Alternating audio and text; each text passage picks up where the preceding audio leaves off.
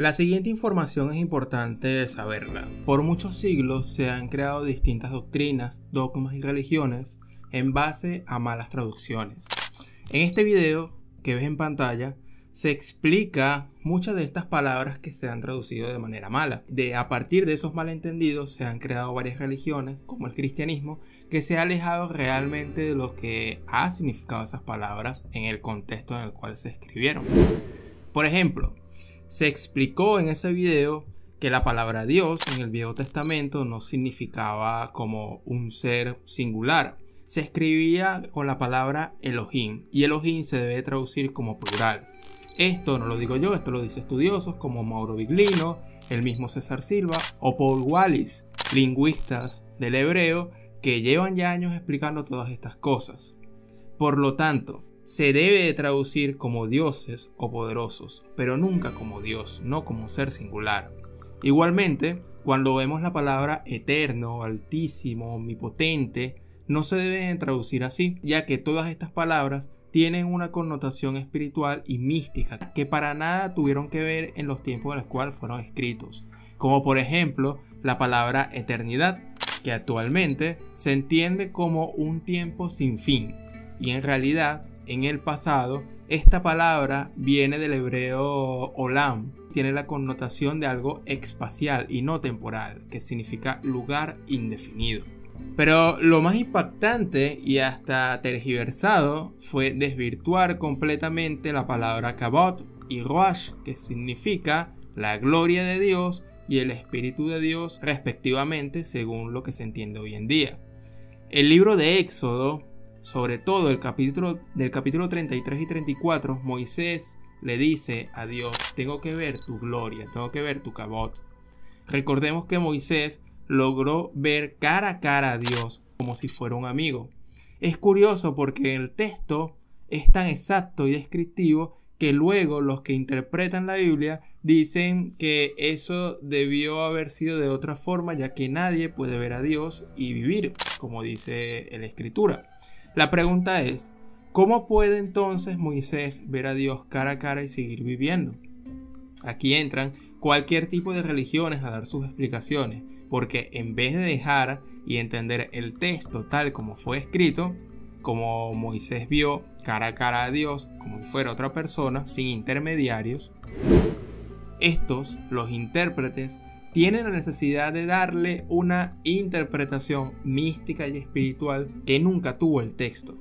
Pero volvemos con la palabra kabod, la gloria de Dios. Moisés quiso ver la gloria de Dios, pero si leemos con los ojos modernos, pensaremos que quería ver la gloria lumínica, trascendental, inefable, donde los ángeles le rodean y cantan alabanzas con lenguajes espirituales. Pero no, la gloria de Dios era un objeto físico, que ni siquiera el mismo Dios o el mismo Yahvé podía controlar sus efectos, ya que Dios le advierte que al paso de mi kabod frente a ti morirás. Y aquí se ponen las cosas bastante interesantes, ya que este Yahvé, si fuera omnipotente, él podría fácilmente mostrar esta gloria de Dios y controlar sus efectos mortales. Le dice que mientras él pase por su gloria, él tendrá que estar atrás de la roca, porque si no, va a morir. Es decir, como dice Mauro Biglino en sus conferencias, que las piedras son capaces de proteger a la gente de los efectos de la kabod de Dios, que ni él mismo puede controlar sus efectos. Entonces tenemos que lean por favor el libro del Éxodo, sobre todo el capítulo 33 y 34, y después lean el que sigue, para hacerse un favor ustedes, es decir, no dejen de dudar de las cosas que yo digo. Así que le dice, tengo que ver tu kabod. Ahora bien, si el kabod es la gloria de Dios, tenemos que tomar nota del hecho de que Moisés tenía a Yahvé delante de sus ojos. La Biblia dice esto continuamente, pero no veía su gloria. Es decir, que se puede ver a Dios, pero no se puede ver la gloria de Dios. Y leyendo ese capítulo encontrarán que está escrito que Yahvé le dice, te la mostraré mañana por la mañana. Es decir, te voy a mostrar mi gloria mañana por la mañana. Entonces, si querés ver la gloria de Dios, primero le tenés que preguntar y después Él te dice a qué hora se puede ver. Pero atención, cuidado, si cuando yo pase con mi gloria, vos estás delante, frente a frente, te vas a morir. Es decir, Yahvé no podrá hacer nada, es decir, que Yahvé no tiene capacidad. Dios no es capaz de controlar los efectos de su propia gloria. Y le dice, pero si mientras yo paso con mi gloria, vos te pones detrás de esta piedra y salís después de que haya pasado, entonces no te vas a morir. Es decir, que las piedras son capaces de proteger a la gente de los efectos de la gloria, mientras que Dios no es capaz de proteger a la gente de los efectos de su propia gloria. Las piedras sí pueden, pero Dios no puede. No puede controlar su propia gloria. Entonces aquí hay algo raro. Y si leemos el primer capítulo, segundo y tercero de Ezequiel, acá se está hablando de una experiencia que tuvo. Y dice, entonces un espíritu me arrebató. Es decir, un ruach. El profesor Jess Benner, fundador de la administración del antiguo Centro de Investigación Hebrea, explica que la raíz de la palabra ruach viene de sus padres Arash, Rasha y Yerash, donde éstas indican un viaje que sigue un determinado camino, un camino prescrito, al igual que la luna lo hace. Por lo tanto, si hacemos la traducción de ruach en el Viejo Testamento como un espíritu, se cometería la equivocación de empezar a juntar el concepto espiritual de espíritu que tenemos hoy día a la palabra hebrea del Viejo Testamento, como en su contexto original no tenía ese significado, por lo tanto no hay que ponérselo, cuando en su raíz ninguna de las palabras que la conforman tiene un significado de entidad invisible, espiritual y trascendental como destino del alma. En ninguna de las raíces, como ustedes pueden ver, el concepto de que hoy tenemos, tal como lo entendemos, no está. Es así como uno puede aproximarse al significado de las palabras dentro de su contexto, viendo la raíz de la misma. Salirse de esta interpretación fuera del texto y darle una imagen que no tiene es simplemente algo falso. Por lo tanto, lo más aconsejable es dejar la palabra en hebreo tal como estaba, puesto que no hay un significado cercano para darle a esa palabra, o simplemente dejar la palabra que ya está en español, pero en el pie de página hacer una aclaración que el significado para nada tiene que ver con lo que hoy se entiende. Esto es para dejar de seguir manteniendo algunas enseñanzas falsas o interpretaciones a base de traducciones que nunca existieron. Pero como no se sabe hebreo o no se consultan lingüistas profesionales, se siguen manteniendo como ciertas y verdaderas. Por lo tanto, explicar estas palabras y los contextos que los autores quisieron decir realmente. Es igual como la palabra bara, que le dieron el significado de crear de la nada, cuando en realidad su significado, al ver las raíces de bara, nos damos cuenta que este significado tiene como formar o marcar un proceso de realización, pero en ningún momento significa crear desde la nada, sino más bien un proceso de formación semejante a los alfareros y la arcilla, unos dioses creadores. Por lo tanto, ruach tiene tres significados que se les ha dado: el espíritu de Dios, movimiento del aire como un soplo y dispositivo para crear movimiento del aire, ya que ruach en su origen tiene la palabra rosha como un dispositivo, un ventilador que mueve los aires. Es claro que cuando leemos en el Génesis vemos que el espíritu se cerne, se mueve sobre las aguas en los movimientos de formación del planeta.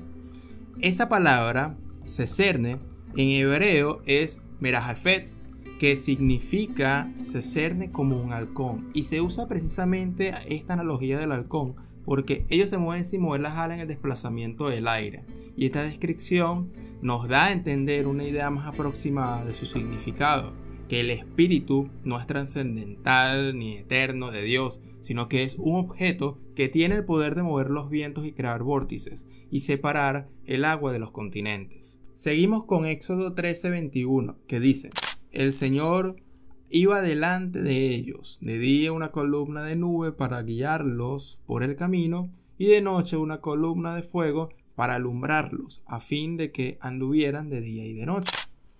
En Éxodo 24 podemos leer: la gloria del Señor vino a posarse sobre el monte Sinaí.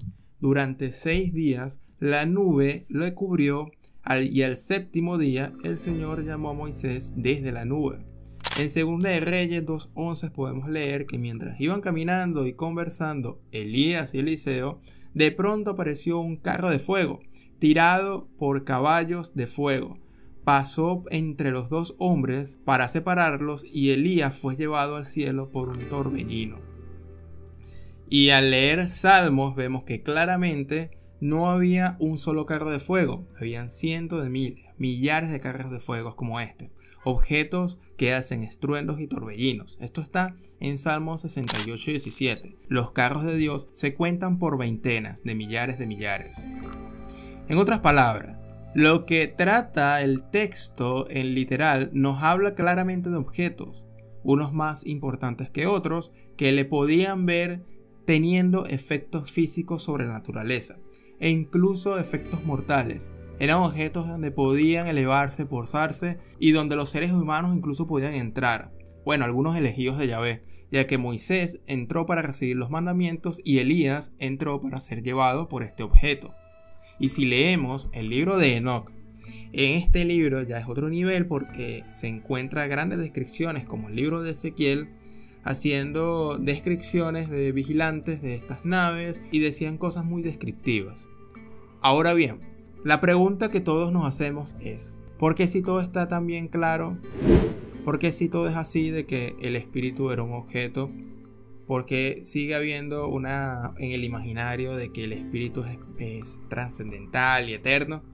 Esto tiene una explicación y está en el mismo Jesús, que revela, por ejemplo, en la Samaritana que Dios es espíritu. Y luego, cuando resucitó, le dice a los discípulos que los espíritus no tienen carne y hueso como él estaba. En otras palabras, Jesús reconceptualiza la palabra espíritu para indicar algo más allá de la materia, algo que no se ve. Por lo tanto, con el tiempo se fue perdiendo la lectura hebrea y se fue sustituyendo por estas explicaciones de Jesús de Nazaret en base a la misma palabra ruach. Y al final se hace casi que imposible el tomar la Biblia en español y darnos cuenta que esa palabra espíritu en el Viejo Testamento es muy distinta a la que Jesús se refería a su Padre Celestial como un Espíritu Santo. Igualmente, a pesar de que al inicio les dije que la palabra eternidad no significa un tiempo sin fin, sino algo indefinido, ya Jesús usa estas palabras para, por ejemplo, indicar la vida eterna, algo más allá. Y así lo fue demostrando incluso con su resurrección. Por lo tanto, como dicen los profesores en hebreo, entre ellos Mauro y César Silva, el lenguaje hebreo es un lenguaje polisémico que tiene muchos significados y el problema siempre estará cuando las personas buscan encajar y acomodar un pasaje del texto a una enseñanza dogmática y establecida y empieza a usarse como una verdad ignorando las otras posibilidades de lectura, y más si son estas lecturas que vienen de las universidades o académicos, desde la filología y la lingüística misma del hebreo.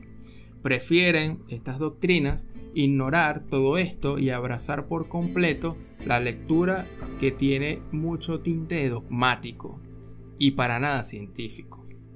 Cuando una lectura se lee distinto a lo que la enseñanza indica, empiezan a decir, no, ese texto debió decir tal cosa, o lo que quiere decir ese texto es esto otro, o este texto se debe de interpretar así porque en este otro texto dice esto, ya que la Biblia no se contradice, por lo tanto busquemos el significado. Sobreponen su doctrina a lo que dice el texto, y esto se llama tergiversación, dando a entender que el que está equivocado es el texto y no los que lo interpretan. Y a causa de este mismo fenómeno de la interpretación es que se han creado decenas de religiones y dogmas. Y entonces podemos tener dos mundos, el mundo de la interpretación y el mundo de lo literal. Y no digo con esto que no se deba de interpretar la Biblia. Es cierto que, como dicen los judíos en la Cábala, hay 4 niveles de interpretación. Hasta ellos mismos saben que muchas de las historias de la Biblia son inventos que esconden una gran perla, una gran enseñanza espiritual. Solo escuchen al profesor Albert Goslan explicando esto. Más.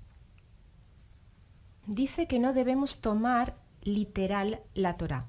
Entonces, históricamente, ¿pasó o no pasó lo que cuenta la Torá? Por ejemplo, ¿cómo Moshe nunca mató al egipcio o si lo mató? Pinjas no mató a la mujer pagana, David no mató a Goliat. Gracias por su respuesta. Los patriarcas existieron, pero la Torá es un mensaje que viene del cielo. Y el mensaje que viene del cielo viene codificado y vestido de historias. Entonces sí que los personajes existieron, pero las historias son códigos que hay que descifrar. Porque esa historia protege una sabiduría muy grande. Igual que la cáscara de un plátano protege el plátano, la cáscara de una naranja protege el jugo de la naranja, el zumo de la naranja. Pues las historias protegen una sabiduría que no se puede poner encima de la mesa sin una preparación. Entonces, ¿que existieron los personajes? Sí. ¿Que las historias que hay en la Torá son una envoltura? Así es. Porque conocerás la verdad y la verdad os hará libre. Así que si la verdad es el alma, tu alma, pues la verdad es el alma que se esconde aquí, el nivel Sod, mientras que la mentira es el cuerpo en representación de las clipot, la cáscara que está rodeando esa luz que se está escondiendo aquí. Y esa cáscara tiene que ser rota, tiene que ser penetrada para que podamos conquistar esa verdad que nos pertenece. De lo contrario, vas a estar militando en ese 10% que no trasciende al sentido literal y que refiere la esclavitud del alma, refiere la esclavitud del alma, refiere la esclavitud de la conciencia, es Egipto. Una verdad que está oculta aquí en Clipot. ¿Qué son las Clipot dentro de esta Torá que son las segundas tablas de la ley? Señores, las Clipot son los relatos metafóricos en los cuales se esconde la luz. Ojo, no me vaya a malinterpretar. Repito, el nivel de interpretación de esta Torá en su sentido literal es lo que usted conoce como Pesha. Pero entendemos que ese nivel literal está sujeto a Clipot. ¿Por qué? Porque son relatos metafóricos en los cuales se esconde una poderosa verdad. Entonces, la verdad es el nivel Sod de interpretación de la Torá, nivel Sod. El nivel Sod es el nivel del alma, la interiorización de este relato en cuanto al alma. Por eso le digo, la Torá es un relato de nuestra alma, es un relato de la creación de Hashem. Entonces, nosotros tenemos que romper las clipot para hacer a un lado la mentira y conectar con la verdad. Es que estoy teniendo mucho cuidado con esta explicación, porque para malinterpretar hay mucha gente que está al pendiente de qué tú es lo que estás diciendo para juzgarte. Fíjate, el nivel de interpretación Pesha es el nivel de interpretación literal. Ese nivel, señores, tiene que ser perforado para poder conectar con la luz de las primeras tablas de la ley que se está guardando aquí en esos relatos metafóricos, que en un sentido literal no pueden darnos ese acceso a esa luz. Entonces, el nivel de interpretación de la Torá literal es lo que ha creado hoy día eso que usted conoce como la gran ramera. El alimento de la gran ramera, señores, de ese gran dragón que vemos en el Apocalipsis, ha sido las no sé cuántas interpretaciones erradas de este libro, pues porque no ha trascendido a ese 10% que representa el nivel Pesha, que a su vez es la clipá. O sea, el nivel Pesha es la clipá, que está escondiendo una gran luz que refiere la verdad. Es por eso que lo que hoy día tú conoces como religión, sin ánimos de ofender, ni vaya a creer usted que me estoy metiendo, ni que estoy juzgando. No, no, no. Solamente lo estoy diciendo de esta manera para que pueda entenderme. Pero eso que usted conoce como religión es una gran mentira, porque es el protocolo que el hombre ha establecido para supuestamente conectarte al Creador. Pero ese protocolo está en representación del 10% de nuestro mundo material, que refiere justamente el nivel de interpretación Pesha o literal. Digo tratar porque no es entender. Tratar de entender la Torá en un sentido literal. Digo tratar porque no es que la están entendiendo, porque ya le mostré el diseño. Debes subir a Binah para luego bajar. De lo contrario no vas a entender ese nivel literal. Entonces, en ese sentido, la verdad que se oculta aquí es el sod de la Torá. Son esos niveles de interpretación en los cuales ya, digamos, nos trasladamos al nivel alma. Esa interpretación en tercera persona queda descartada, porque ahora empezamos a interiorizar la Torá. Recuérdate, el yo soy Hashem invitándote a sacar el alma del cautiverio, porque sacar el alma del cautiverio es sacar a relucir su presencia. Ese nivel sod es la verdad. Entonces, en ese sentido, señores, estas son las segundas tablas de la ley, contienen clipot, metáforas, un lenguaje muy complicado y muy codificado de entender, pero esa interpretación literal de ese lenguaje metafórico y complicado no es, digamos, al 100% la verdad que está ocultando este libro. El problema no es tanto caer en interpretaciones. El problema fundamental son dos cosas. Interpretar sin saber primero los significados posibles del origen de una palabra en hebreo. Y segundo, tomar una interpretación de un pastor, un ministro o incluso de un lingüista de una universidad sin primero nosotros haberla analizado con distintas fuentes. Ya después de saber qué dicen lo literal, usted puede interpretar lo que usted quiera. Bueno, y algunas religiones te pueden decir de que, bueno, pero déjaselo al Espíritu Santo y que el Espíritu Santo te revele la interpretación correcta. El detalle con esto es que cada religión, sobre todo la cristiana y el mormón o los santos de los últimos días, te indican que precisamente para saber la interpretación correcta tienes que pedirle ayuda al Espíritu Santo.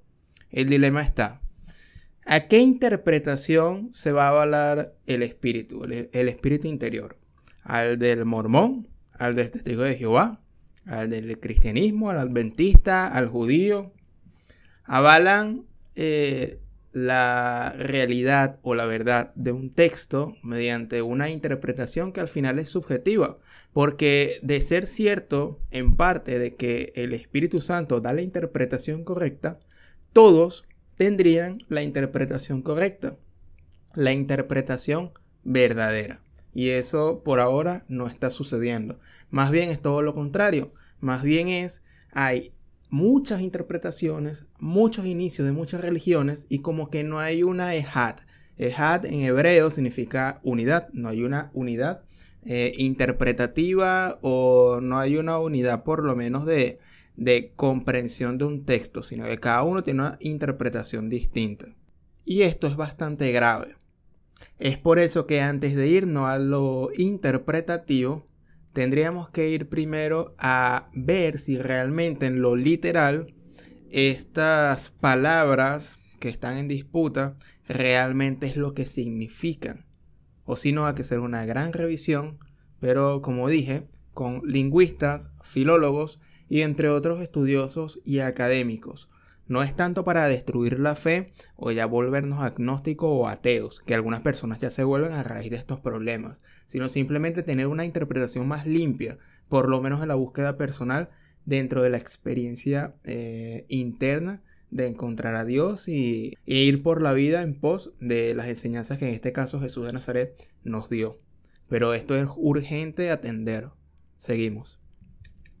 Pero si se ignora lo literal y además solo tomamos en cuenta lo que dice la Biblia en español en la traducción, claramente mucho de lo que se dijo aquí en este video no se caerá en la cuenta, y cuando se encuentre con la palabra espíritu se entenderá con el mismo significado contemporáneo del que le dio Jesús y no se va a entender el significado real del cual se dijo en ese momento, que prácticamente era un objeto físico que podía viajar y dejar un sonido muy fuerte a su paso. Por lo tanto, la idea es que sigue investigando, observa otras fuentes y saca tus propias conclusiones, siempre y cuando tomes en cuenta el mayor número de estudios posibles referente al hebreo y al contexto de los judíos, porque de lo contrario nos vamos a seguir creyendo todo lo que nos dicen los ministros y pastores religiosos los domingos en el sermón por la mañana. Todo lo que dije aquí te lo voy a dejar en fuentes de información abajo en la descripción de este video. Canales y videos que serán importantes para seguir ampliando la investigación. Sin más nada que agregar, mi nombre es Simón Guardia y nos estamos viendo en una próxima oportunidad. Hasta pronto.